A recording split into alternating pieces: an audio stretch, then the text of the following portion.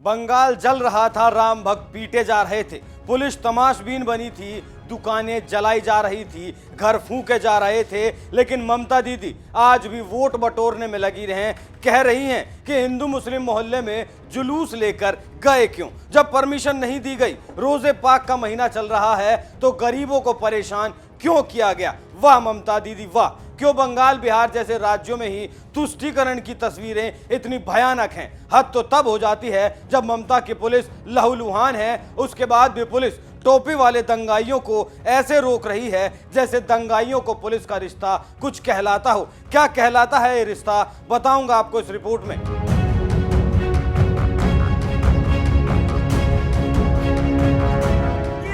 देखिए मुस्लिम लोग कैसे मारा है, ऑफिसर का हम लोग का हिंदू भाई धर के लेके आ रहा है।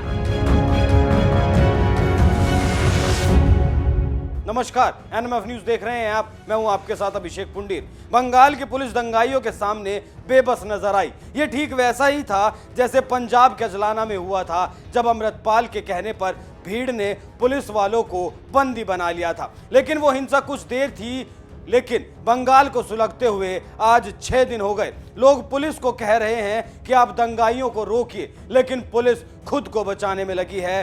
दूसरी तरफ सूबे की मुखिया दंगाइयों के तलवे चाटने में लगी हैं और रामनवमी की शोभा यात्रा निकालने वालों को ही कोसती नजर आ रही हैं। आप भी देखिए क्या कह रही हैं ममता बनर्जी।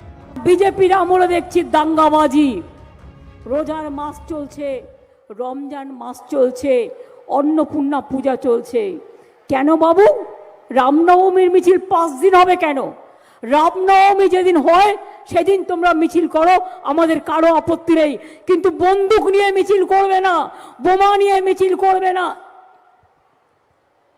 মিছিল করছে পারমিশন না দেওয়া সত্ত্বেও, এত রাস্তা থাকতেও ঢুকে যাচ্ছে মাইনরিটি অঞ্চলে জেনে শুনে, এবং সেখানে গিয়ে ममता ने अपनी वोटों की राजनीति के लिए लोगों को बांट दिया। यह मोहल्ला अल्पसंख्यकों का है और यह बहुसंख्यकों का। क्यों रामनवमी की शोभा यात्रा मुस्लिम मोहल्ले से नहीं निकल सकती? अगर हिंदुस्तान में रामनवमी की शोभा यात्रा नहीं निकलेगी तो क्या लोग पाकिस्तान या बांग्लादेश जाएंगे? इस सवाल का जवाब ममता सरकार को देना है, खुद ममता बनर्जी को देना है। तुष्टीकरण के लिए इस हद तक आ जाना इस देश के भविष्य के लिए कतई ठीक नहीं। क्या सत्ता का सुख देश की अस्मिता से ऊपर हो चला है? अब सुनिए बीजेपी नेता शुभेंदु अधिकारी का क्या कहना है।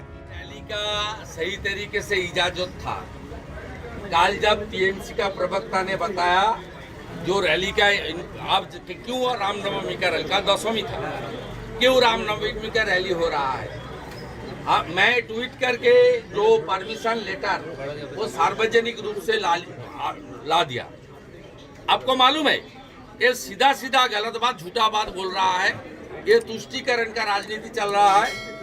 हावड़ा में 2 दिन तक इतना हादसा हुआ, इतना डैमेज किया, इतना पीटपाट किया, लोग को इंजर्ड किया। अभी भी पंचशील अपार्टमेंट से लेकर कुछ अपार्टमेंट में हुआ लाइक कारफ्यू का सिचुएशन है। हाई राइज से फ्लैट से लोग उतारने का मौका भी नहीं है और घुसने भी नहीं दे रहा है।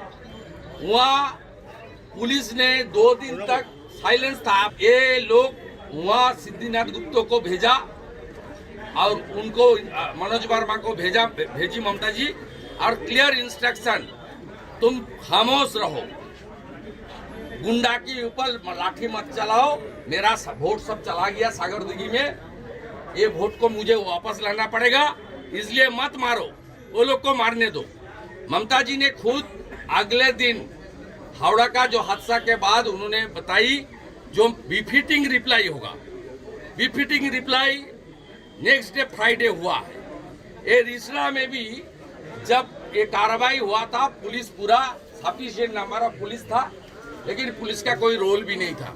आंसू गैस भी नहीं छोड़ा, लाठीचार्ज भी नहीं किया, जान माल को रक्षा करने के लिए कुछ काम भी नहीं किया। आज जो तोड़फोड़ किया, पत्थरबाजी किया, उसको छोड़ दिया। और 12 रामनवमी का कार्यकर्ता जो हिंदू संगठन से, सनातन संगठन से जुड़ा हुआ है। हिंसा वाले इलाकों में धारा 144 लगा दी गई, इंटरनेट सेवा बंद कर दी गई। लेकिन सवाल वही है, 6 दिनों में आग शांत क्यों नहीं हो पाई? लोगों को गिरफ्तार किया जा रहा है, लेकिन बीजेपी का आरोप है कि हिंदुओं को ज्यादा और मुसलमानों को कम गिरफ्तार किया गया, और इस सच्चाई को तस्वीरों में देखा जा सकता है। अब पहले आप दो तस्वीरें देखिए, एक योगी के प्रदेश की हैं और दूसरी ममता के सूबे की।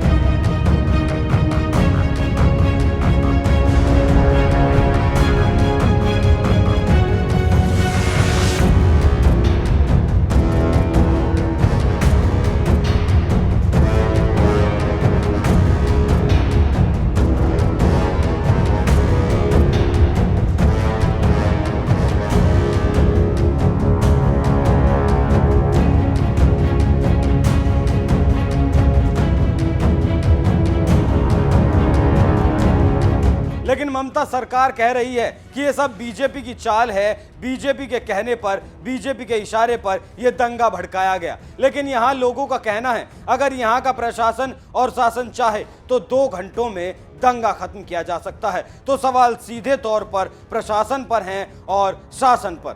क्या ये तस्वीरें देखकर ममता नहीं समझ पा रही कि दंगाई कौन है? क्या इन हुड़दंगियों को पहचानना मुश्किल है? ये देखिए मुस्लिम लोग कैसे मारा है ऑफिसर का। हम लोग का हिंदू भाई धर के लेके आ रहा है, हम लोग का हिंदू भाई धर के लेके आ रहा है ऑफिसर को।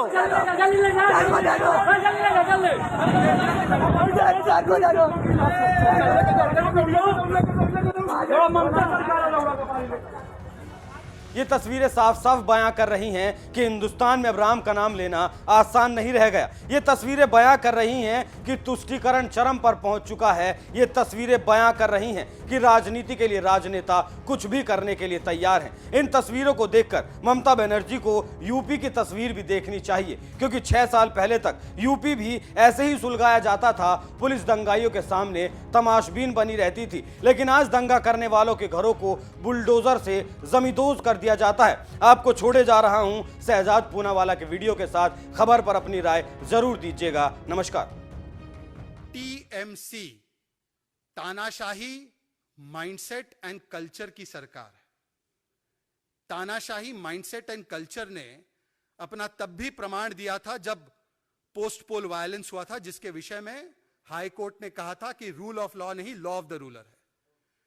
ये टीएमसी मानसिकता, तानाशाही माइंडसेट एंड कल्चर की मानसिकता ने तब भी प्रमाण दिया था जब 100 से अधिक राष्ट्रवादी विचारधारा रखने वाले कार्यकर्ताओं को निर्मम तरीके से मार दिया गया था, क्योंकि वो एक राष्ट्रवादी विचारधारा रखते हैं। ये टीएमसी मानसिकता ने तब भी अपना परिचय दिया था जब जय श्री राम बोलते हैं तो कुछ लोगों को गिरफ्तार कर दिया जाता है। ये टीएमसी मानसिकता ने तब भी अपना परिचय दिया था जब एक प्रोफेसर महज एक कार्टून लगाते हैं अपने फेसबुक पर तो उनको 10-10 साल तक कोर्ट के केस झेलना पड़ता है। ये टीएमसी की मानसिकता तब भी देखनी पड़ी जब पंचायती चुनाव होते हैं और एक भी चुनाव बिना हिंसा के नहीं हो पाता। ये टीएमसी अर्थात तुष्टीकरण वाली मानसिकता एंड कल्चर, तानाशाही वाली मानसिकता एंड कल्चर का ये सीधा सीधा प्रमाण एक बार फिर से दिखाई दे रहा है। हम घोर निंदा करते हैं इस प्रकार के इंस्टीट्यूशनलाइजेशन ऑफ पॉलिटिकल वायलेंस की। एक समय पॉलिटिकल वायलेंस कुछ इंस्टीट्यूशंस करते थे, आज समय है Mamata Banerjee has transmutated into a worst and more virulent form of the left government. हमने 34 वर्ष लेफ्ट गवर्नमेंट का तो हिंसात्मक, क्रूर, आयन रेड हैंड तो देखा ही था, पर जिसकी विपक्ष में ममता बनर्जी आई थी, आज उसी violence of politics and political violence का सबसे क्रूर चेहरा ये टीएमसी सरकार बन चुकी है। और इंस्टीट्यूशनलाइजेशन ऑफ पॉलिटिकल वायलेंस का एक अगर प्रमाण देखना है तो वो आज फिर से सामने निकल कर आया है। मुझे उम्मीद है कि इस मामले में, स्पेसिफिक मामले में, वहां की सरकार अब कुछ घंटों बाद आकर ये ना कह दे कि ये सुसाइड का मामला था, या कह दे कि ये झगड़े का मामला था, या ऐसा कोई स्टैंड ले ले जिससे कि जो मृतक है, मृत्यु जिसकी हुई है, उसी पर वो दोष डाल दे। ऐसा भी